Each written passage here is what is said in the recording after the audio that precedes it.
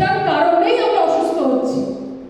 কারণ normal body functioning, এই যে আমরা ঘুম থেকে উঠেছি আর পরের দিন সেদিন ঘুমিয়ে পরের দিনে সূর্যটা দেখতে পাওয়ার জন্য আমাদের বডিকে মিনিমাম 2.5 লিটার ওয়াটার অ্যাবজর্ব করাতেই হবে। না করলে ধীরে ধীরে ধীরে আমাদের এজিং প্রসেস বাড়বে, আমাদের অর্গান ডিটোরিয়েট করবে, আমরা অসুস্থ হব। তো আমরা ধরে নিচ্ছি এখানে যারা আছে সবাই আরো ওয়াটার অথবা মিনারেল ওয়াটার অথবা ফিল্টার্ড ওয়াটার খাচ্ছি। এখানে সবাই আরো খায় তো? আরো না কি খাও? আরো, তাই তো? তো এটা আমার কথা না, এটা স্টাডি, গুগলে গিয়ে সার্চ করবে। যদি আমরা আরো খাই তাহলে সেটা 30 to 40% বডি অ্যাবজর্ব করতে পারে। অনলি লিটারে 30 to 40। এবারে হিসাব করো 2.5 লিটার অ্যাবজর্পশন করাতে গেলে তোমার কত লিটার জল খেতে হবে? Is it possible for any human body to drink that kind of water? আচ্ছা, এটা কেন হচ্ছে, কেন অ্যাবজর্পশন হচ্ছে না? এটাও মানুষের দোষে। কারণ একটা সময় আমরা পুকুরে জল খেত আমাদের বাবা ঠাকুরদারা, তাই না? কারণ জলকে আপনি যত নাড়াবেন জলের মলিকিউলার স্ট্রাকচার চেঞ্জ হবে। আচ্ছা, আপনার বাড়িতে যে জলটা আসছে সেটা কি সোজা রাস্তায় আসছে? পাকা রাস্তায় আসছে না? জল যতবার ধাক্কা খাবে, এটা আমি একটু ফিজিক্স বলছি, ততবার তার মলিকিউল স্ট্রাকচার বেড়ে যাবে, মানে পলিমার হবে, বেড়ে বেড়ে বেড়ে বেড়ে বেড়ে বেড়ে। আচ্ছা, এই যে ধরুন এই যে চওড়া পেটটা, আমি এই চওড়া ভাবে কি একটা ছোট রাস্তা দিয়ে বার করতে পারবো? একটা ছোট দরজা দিয়ে বার করতে পারবো? সম্ভব নয় না। তো আমরা শরীরকে কিন্তু ওটাই দিচ্ছি। কারণ সেলে এন্টার করার যে প্যাসেজ, সেলে এন্টার করার যে প্যাসেজ আর যে জলটা খাচ্ছি তার সাইজ ডিফারেন্ট। যেটা খাচ্ছি ওটা 97 সাইজ আর লাগবে হচ্ছে 7.8। যদি আপনার কাছে 7.8 হার্টজের ওয়াটার থাকে আমি বলবো এটা আপনার দরকার নেই। যদি না থাকে বলবো এটা আপনার অবশ্যই দরকার। কারণ যখনই আমরা জলটাকে চার্জ করছি, কারণ 13 হার্টজ হচ্ছে এমন একটা ফ্রিকোয়েন্সি যেটা জলে ভেরি পাওয়ারফুল হয়। যখনই আপনি জলের সাথে 13 হার্টজকে কম্বাইন করবে তার পাওয়ার 100 টাইমস গ্রো করবে। যখনই আমরা জলকে চার্জ করছি জলের মলিকিউলার স্ট্রাকচারকে চেঞ্জ করে দিচ্ছে। ভাবতে পারেন, মলিকিউলার স্ট্রাকচারকে চেঞ্জ করে পলিমার থেকে লিনিয়ার বানাচ্ছে, মানে একটা তাল থেকে সোজা চেইন বানাচ্ছে। ঠিক আছে? তো যখনই এটা বানাচ্ছে ওটা জলটাকে এক্সাক্ট সেলুলার পেনিট্রেশনের জন্য যেটা দরকার আমার বডি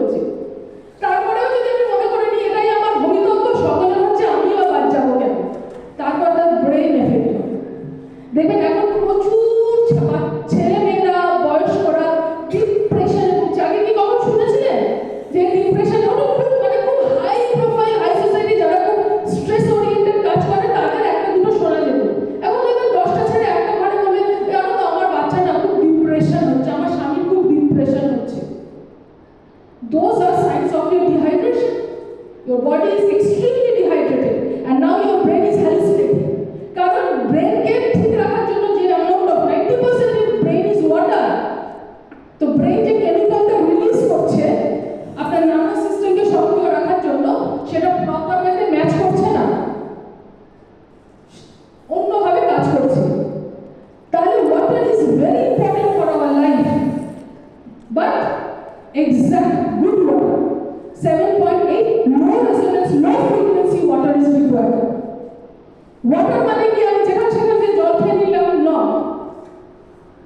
তো প্রপার ওয়েতে জলটাকে আমাদের বডিতে পেনিট্রেট করাতে হবে, তাকে অ্যাবজর্ব করাতে হবে। যখন আমরা স্নান করে উঠি আমরা সবসময় রেকমেন্ড করি যখন আপনি স্নান করে উঠবেন চেষ্টা করবেন যদি আপনার কাছে জিনিসটা থাকে সেটার একটা ফুল কোর্স থেরাপি নিতে, কারণ ময়েস্ট বডিতে ফ্রিকোয়েন্সি খুব তাড়াতাড়ি অ্যাবজর্ব হয়, স্পেশালি টেরাহার্জ। আর টেরাহার্জ কি আমাদের শরীরটা সেল দিয়ে তৈরি, তাই না? তো সেই সেল 1,000 টাইমস ভাইব্রেট করে আর একটা সেল তৈরি করার জন্য, আর সেই যে ফ্রিকোয়েন্সিতে ভাইব্রেট করে সেটাকে বলা হয় টেরাহার্জ ফ্রিকোয়েন্সি। টেরাহার্জ ফ্রিকোয়েন্সি যেমন প্রত্যেকটা জিনিসের ফ্রিকোয়েন্সি আছে, এই রুমটারও একটা ফ্রিকোয়েন্সি আছে, আমরা হিউম্যানস আমাদের একটা ফ্রিকোয়েন্সি আছে, গাছের একটা ফ্রিকোয়েন্সি আছে, প্রত্যেকে ধরে নিন এক এক ধরনের সুরের গান। যেমন সৃষ্টি আমাদের কি করে বোঝে মানুষ এসেছে, যখন মানুষ আসে তখন এক ধরনের গান বাজে, যখন গাছ থাকে আরেক ধরনের গান বাজে। এবারে কি করে প্রকৃতি বোঝেও অসুস্থ, যখন আমরা অসুস্থ হই ওই গানের তালটা চেঞ্জ হয়ে যায়, যেমন সারে গামা হচ্ছিল তখন দিনা রাগা হয়ে যাবে, ঠিক আছে? তখনই এনভায়রনমেন্ট আবিষ্কার করে যে এর মধ্যে কিছু অ্যাবনর্মালিটি চালু হয়েছে, কারণ এ যে তালে বাজা উচিত ছিল সেই তালে বাজছে না।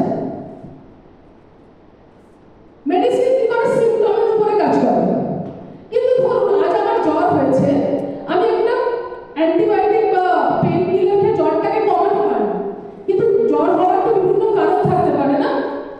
আমার ফোড়া হয়েছে সেখান থেকে জ্বর হয়েছে, আমার ইনফেকশন হয়েছে সেখান থেকে জ্বর হয়েছে, আমার অন্য কোনো কারণ আছে সেখান থেকে, তাহলে এক্সাক্ট রিজনের উপরে কাজ করতে হবে। ইনফ্যাক্ট আমরা যে নিউট্রিশন বা মেডিসিন বা সাপ্লিমেন্ট নিচ্ছি সেটাও বডিতে কাজ করছে না, কারণ ওয়াটার সাফিসিয়েন্ট নেই। যে জলটা রক্তের সাথে মিশবে, মিশে তাকে ক্যারি করবে, জলই তো নেই, রক্ত ঘনত্ব বেড়ে গেছে। আচ্ছা ঘন কাদাওয়ালা জল পাইপলাইন দিয়ে পাস করাতে পারবেন? হবে সুবর্ণাদি? হবে না। তো আমাদের জলটা আমাদের শরীরের রক্ত কি হচ্ছে, জলের অভাবে মোটা গাঢ় হয়ে গেছে, পাস করা কি করে শিরা উপর শিরা দিয়ে পাস করবে? তো এটা যেমন দেখুন হার্টের পেশেন্টদের ন্যাচারাল থিনার দেয়, এটাও কিন্তু এক ধরনের থিনার, বডিকে ন্যাচারালি আপনার বডিকে রক্তকে থিন রাখতে হেল্প করে, যাতে আপনার সার্কুলেশন সিস্টেম ভেরি গুড হয়।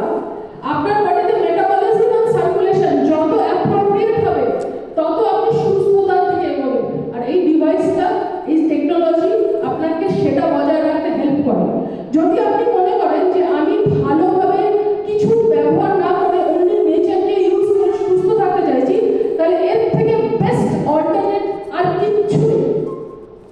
সেটা আজকে আপনি অ্যাকসেপ্ট করতে চাইলে ভেরি গুড, না অ্যাকসেপ্ট করতে চাইলে 6 মাস পরে আপনাকে অ্যাকসেপ্ট করতেই হবে। কারণ একটা সময় আমাদেরকে কম্পিউটার বলেছিল যে আসলে বহু লোকের চাকরি যাবে। আচ্ছা আজকে দিনে বলুন তো এমন একটা লোক দেখান যার হাতে মোবাইল নেই। তো পরিবর্তন ঘটছে, ঘটবে, যেটাকে অ্যাকসেপ্ট করলে আমরা তাহলে তার সেই পরিবর্তনের সম্মুখীন মানে সামনের সারির লোক হতে পারবো, যেটাকে ব্যবহার করে আমরা